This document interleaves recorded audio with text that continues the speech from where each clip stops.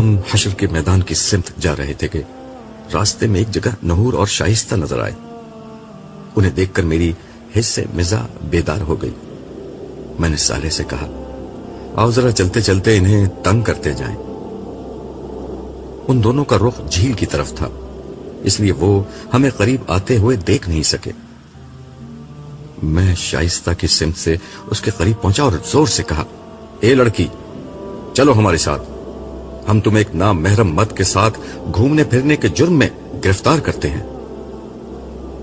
شائستہ میری بلند آواز اور سخت لہجے سے ایک دم گھبرا کر پلٹی, تاہم نحور پر میری بات کا کوئی اثر نہیں ہوا.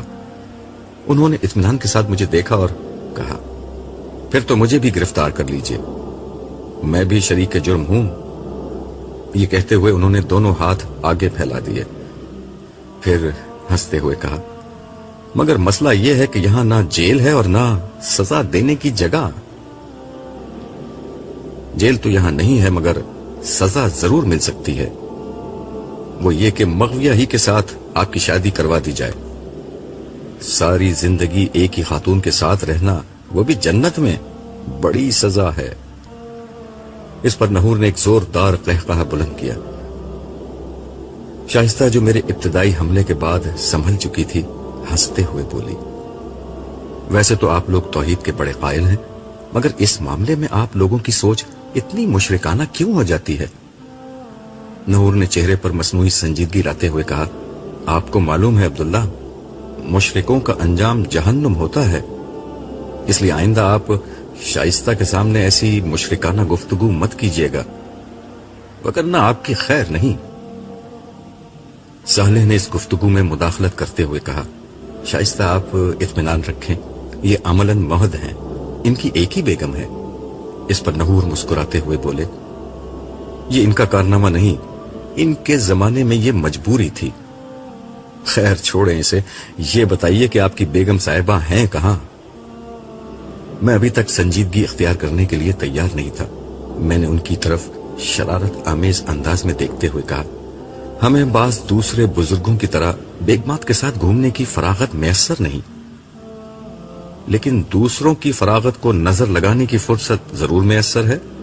نحور نے اسی لب و لہجے میں ترکی ب ترکی جواب دیا ہم خوش ہونے والے لوگ ہیں, نظر لگانے والے ہرگز نہیں, مگر آپ نے مجھے تو نظر لگا دی ہے. پھر مزید وضاحت کرتے ہوئے بولے میرے پیغمبر یرمیہ نبی کو شہادت کے لیے بلایا گیا ہے.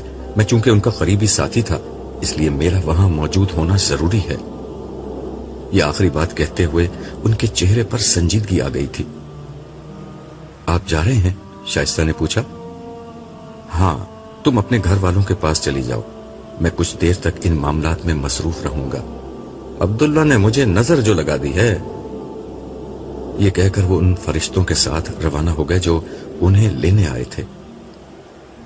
انبیاء تو اپنی امتوں پر گواہی دے چکے, یہ یرمیہ نبی کی گواہی کس چیز کی ہو رہی ہے؟ میں نے صالح کی سمت دیکھتے ہوئے دریافت کیا. جن مجرموں نے ان کے ساتھ زیادتی کی تھی انہیں بھی ان کے انجام تک پہنچنا ہے. یہ گواہی اس سلسلے کی ہے. صالح نے جواب دیا. پھر ہم دونوں بھی حشر کی طرف روانہ ہو گئے. عرش کے سامنے یرمیہ نبی کے زمانے کے تمام یہود جمع تھے. ان کا زمانہ یہود کی تاریخ کا ایک اہم ترین دور تھا. یہود یا بنی اسرائیل حضرت ابراہیم کے چھوٹے صاحبزادے حضرت اسحاق اور ان کے بیٹے یعقوب کی اولاد میں سے تھے. حضرت یعقوب جن کا لقب اسرائیل تھا ان کے 12 بیٹے تھے. انہی کی اولاد کو بنی اسرائیل کہا گیا. ان 12 بیٹوں میں سب سے نمایاں حضرت یوسف تھے. حضرت یعقوب اور ان کے 12 بیٹے فلسطین میں آباد تھے. مگر حضرت یوسف کے زمانے میں یہ سب مصر منتقل ہو گئے. کئی صدیوں تک یہ مصر میں رہے اور ان کی تعداد لاکھوں تک پہنچ گئی. حضرت موسیٰ علیہ السلام کی بعثت کے وقت فرعون نے یہود کو غلام بنا رکھا تھا. اللہ تعالیٰ نے حضرت موسیٰ کے ذریعے سے ان لوگوں کو فرعون کے ظلم و ستم سے نجات عطا کی اور ان لوگوں کو ایک امت بنایا. کتاب و شریعت ان پر نازل ہوئی مگر صدیوں کی غلامی نے ان میں بزدلی، شرک اور دیگر اخلاقی عوارض پیدا کر دیے تھے. चुनाचे इन लोगों ने अल्लाह के हुक्म के बावजूद फलस्तीन को वहां मौजूद मुशरिकों से जहाद करके फतह करने से इनकार कर दिया। बाद में हजरत मूसा के जानशीन यूशे बिन नून के जमाने में फलस्तीन फतह हुआ और ये लोग वहां आबाद हो गए।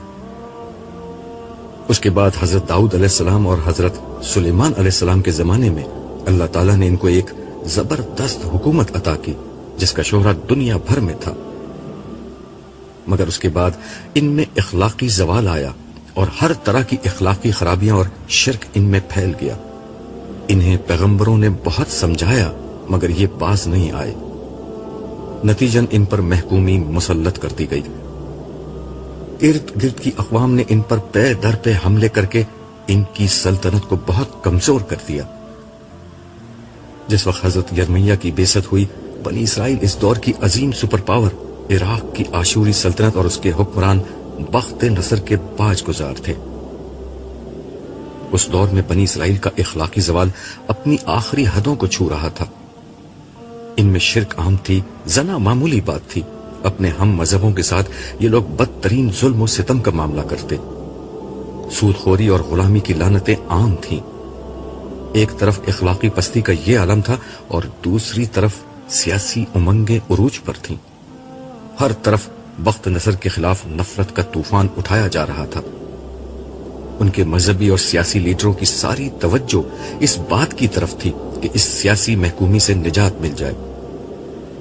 कौम की इस्लाह, इखलाकी तामीर, ईमानी कुव्वत जैसी चीजें कहीं जेर बहस ना थीं। मजहब के नाम पर ज़वाहिर का जोर था।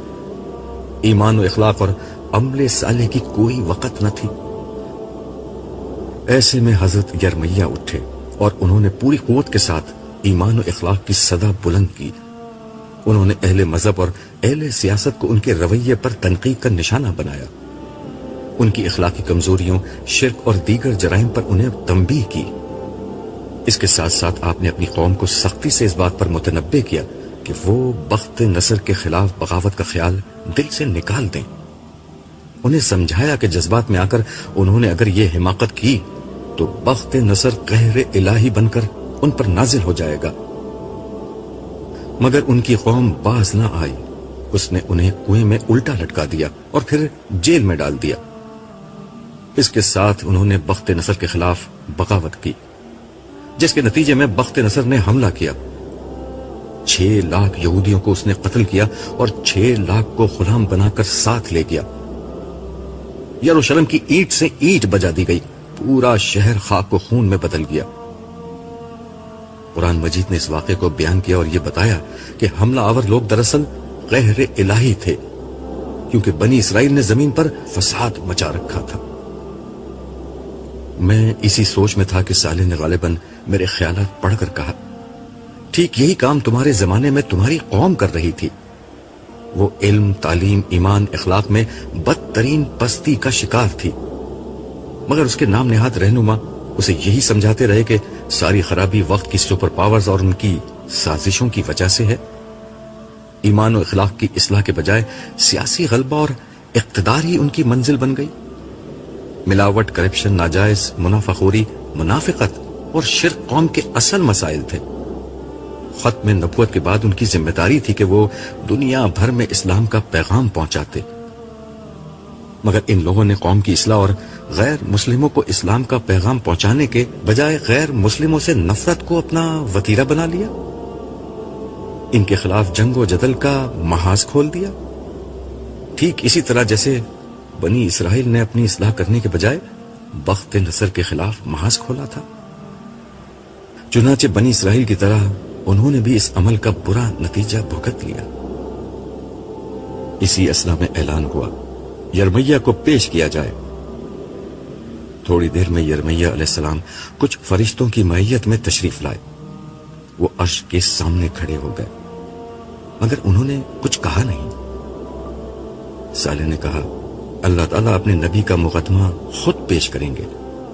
साले ने ये अल्फाज कहे ही थे कि आसमान पर एक फिल्म सी चलने लगी और तमाम निगाहें उन मनाजिर को देखने के लिए ऊपर की तरफ उठ गईं।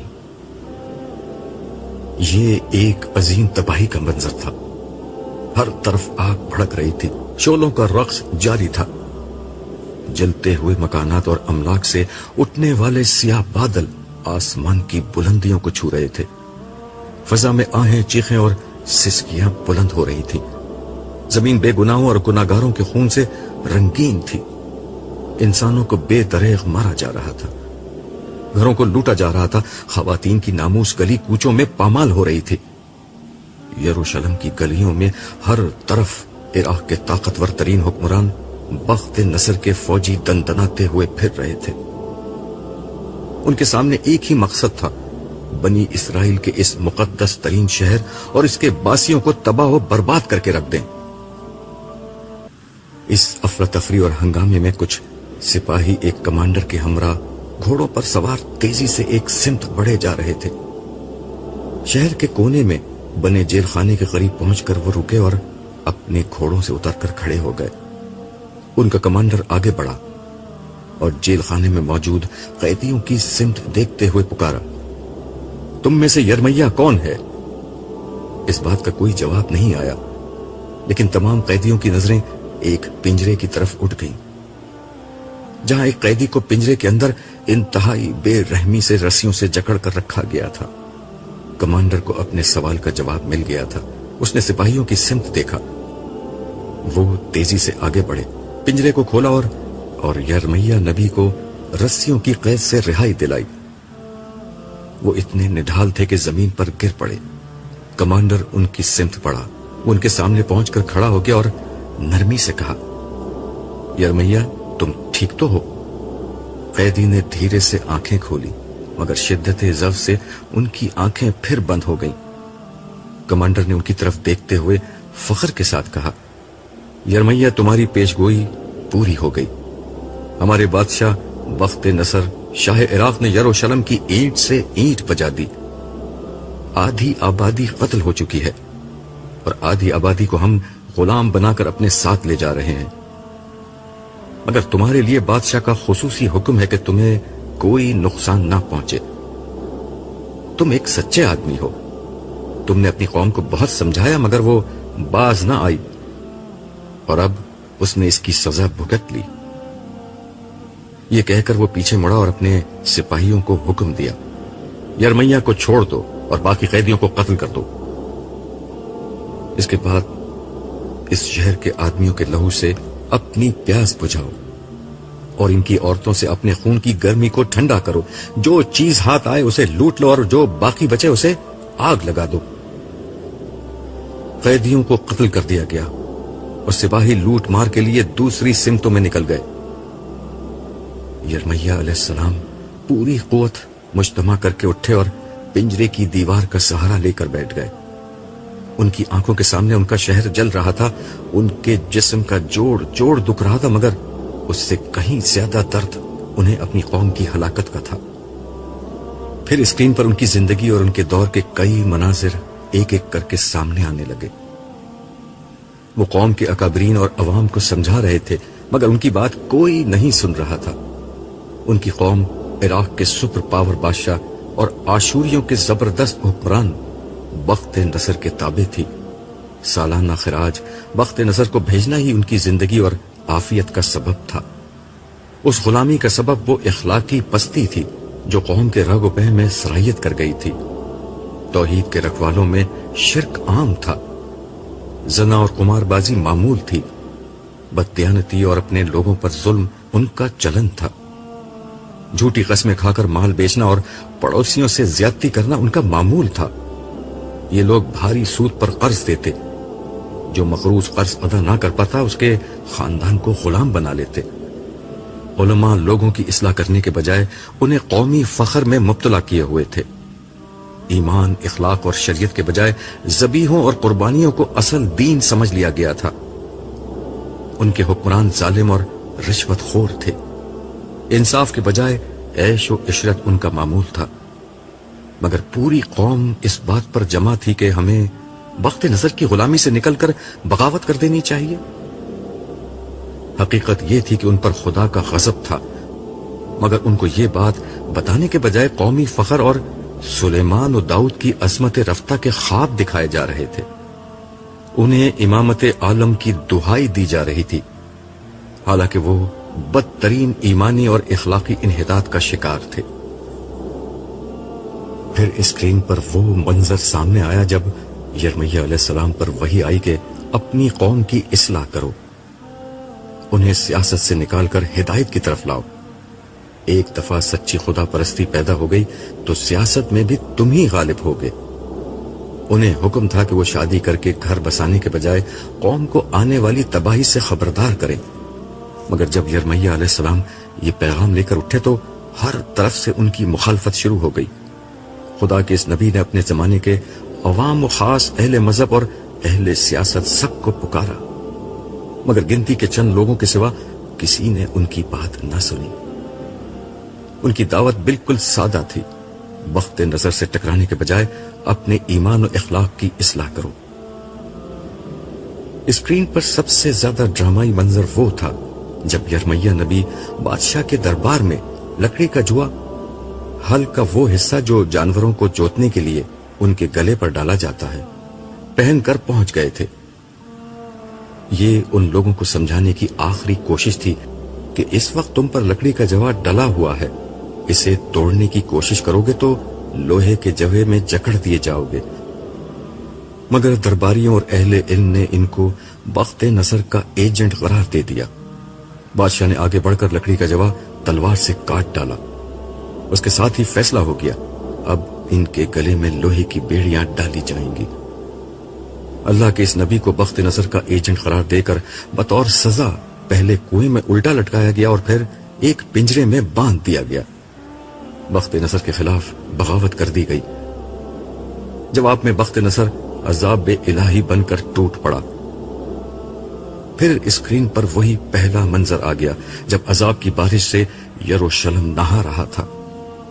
یرمیہ علیہ السلام نے آنکھیں کھول کر ارد گرد پڑی بے گور و کفن لاشوں اور چاروں طرف رقصہ تباہی کے منظر پر ایک نظر ڈالی اور بلند آواز سے کہا، میں نے تم لوگوں کو کتنا سمجھایا، مگر تم نے سیاسی شعبدہ بازوں اور متعصب جاہل مذہبی لیڈروں کی پیروی کو پسند کیا۔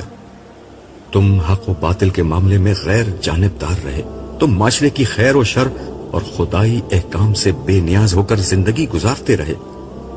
آخرکار اس کی سزا سامنے آ گئی۔ پھر یرمیہ نے آسمان کی طرف نظر اٹھائی اور دھیرے سے بولا، عدل کامل کا دن آئے گا، ضرور آئے گا، مگر کچھ انتظار کے بعد۔ اس کے ساتھ ہی منظر ختم ہو گیا۔ ایک زوردار ڈانٹ فضا میں بلند ہوئی۔ اللہ تعالیٰ کا غصہ اپنے عروج پر تھا۔ ان کے نبی کے ساتھ جو کچھ بنی اسرائیل نے کیا تھا، اس کی جو سزا بخت نصر کی صورت میں انہوں نے بھگتی تھی، وہ بہت معمولی تھی۔ اصل سزا کا وقت اب آیا تھا۔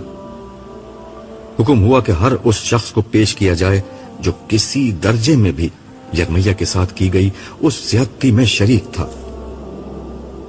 بادشاہ، عمرا اور مذہبی لیڈروں کا وہ گروپ پیش ہوا جو اس سانحے کا ذمہ دار تھا۔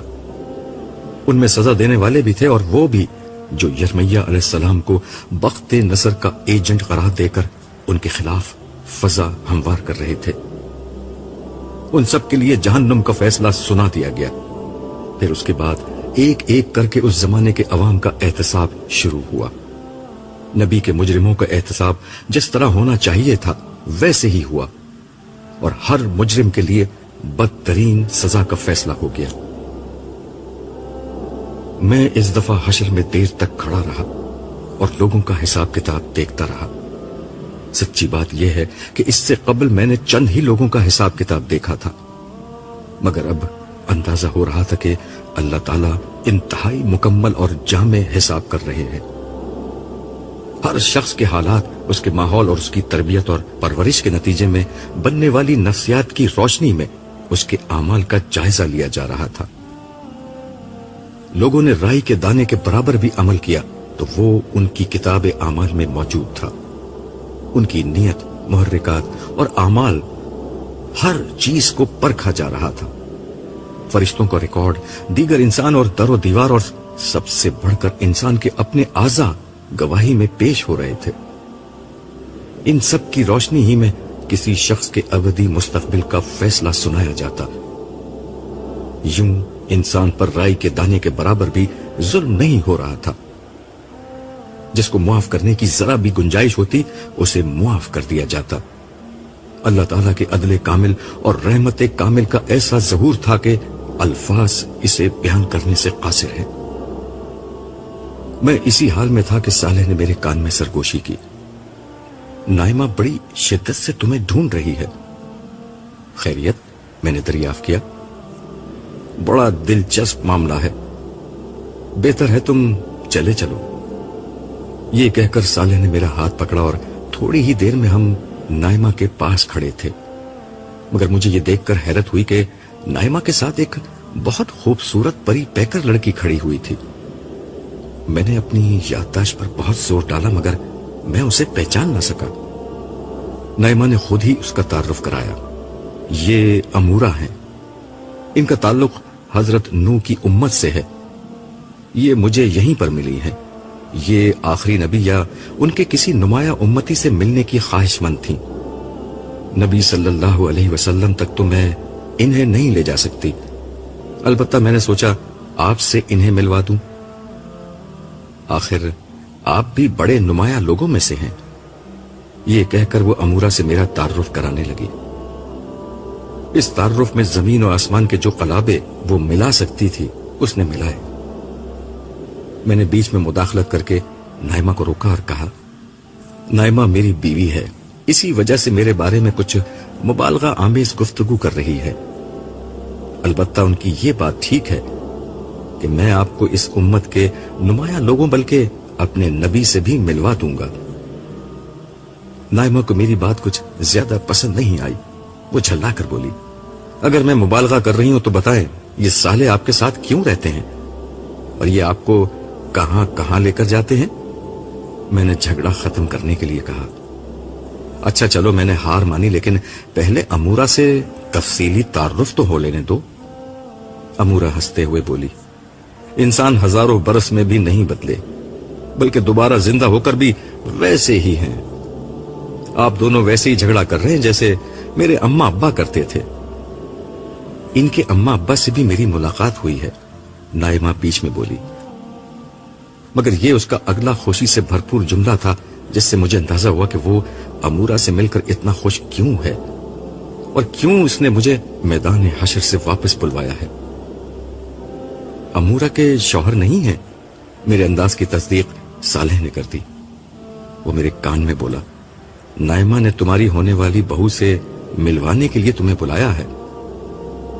मेरा अंदाजा बिल्कुल दुरुस्त था। नाइमा जमशेद के लिए दुल्हन ढूंढ रही थी और आखिरकार उसे कोशिश में इस हद तक कामयाबी हो चुकी थी कि लड़की उसे पसंद आ गई थी।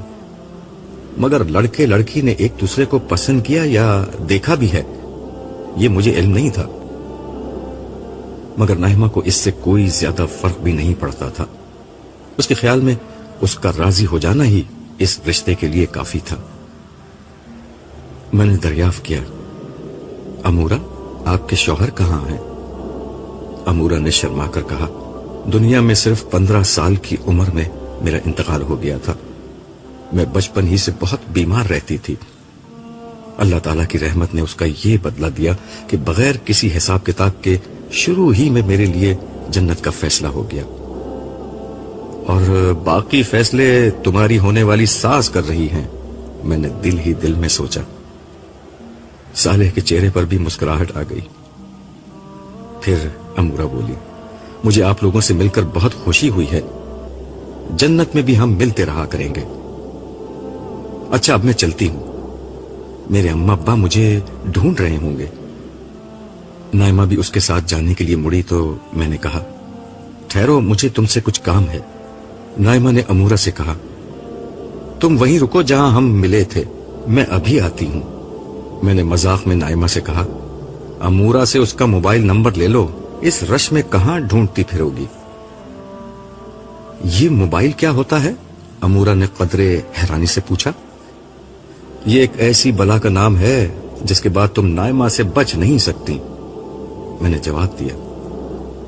सालेह ने बीच में दखल देते हुए कहा, मेरा ख्याल है कि अमूरा अपनी मंजिल तक पहुंच नहीं सकेगी, मैं इसे पहुंचा कर आता हूं। امورا اور صالح کے جانے کے بعد میں نائمہ کو لے کر حوض کے کنارے ایک جگہ بیٹھ گیا. میں نے اس سے کہا, تمہیں معلوم ہے تم کیا کر رہی ہو؟ ہاں, میں نے جمشید کے لیے امورا کو پسند کیا ہے. مجھے معلوم ہے, مگر تمہیں معلوم ہے کہ تمہاری پسند سے کچھ نہیں ہوگا؟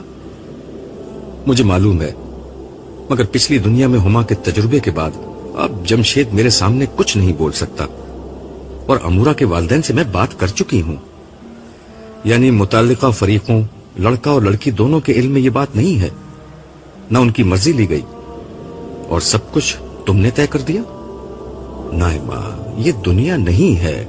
ہم یہاں ماں باپ بس رسمی حیثیت رکھتے ہیں. یہاں وہی ہوگا جو ان لوگوں کی مرضی ہوگی. اس لیے اپنے دل میں کوئی امید باندھنے سے پہلے ان دونوں سے پوچھ لو, اور اگر انہوں نے انکار کر دیا تو اور بہت لڑکیاں ہیں. آج کسی چیز کی کمی نہیں, تم اس معاملے میں بے فکر ہو جاؤ. نائمہ خاموش ہو گئی, مگر اس کا ذہن ابھی تک اپنی بہو میں الجھا ہوا تھا. میں نے اسے دیکھتے ہوئے کہا, نائمہ, ہمیں پہلی دفعہ یہاں تنہائی میسر آئی ہے. تم کچھ دیر کے لیے اپنی مادرانہ شفقت کو کونے میں رکھ دو اور یہ دیکھو کہ یہاں کتنا اچھا ماحول ہے. پھر میں نے اس سے کہا, تمہیں یاد ہے نائمہ, ہم نے کتنے مشکل وقت ساتھ ساتھ دیکھے تھے.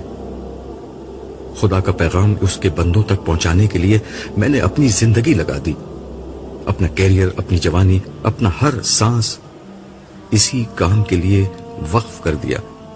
مگر دیکھو نائمہ, میں نے جو سودا کیا تھا اس میں کوئی خسارہ نہیں ہوا. میں تم سے دنیا میں کہا کرتا تھا نا کہ جو خدا کے ساتھ سودا کرتا ہے وہ کبھی گھاٹا نہیں اٹھاتا. دیکھو ہم ہر خسارے سے بچ گئے.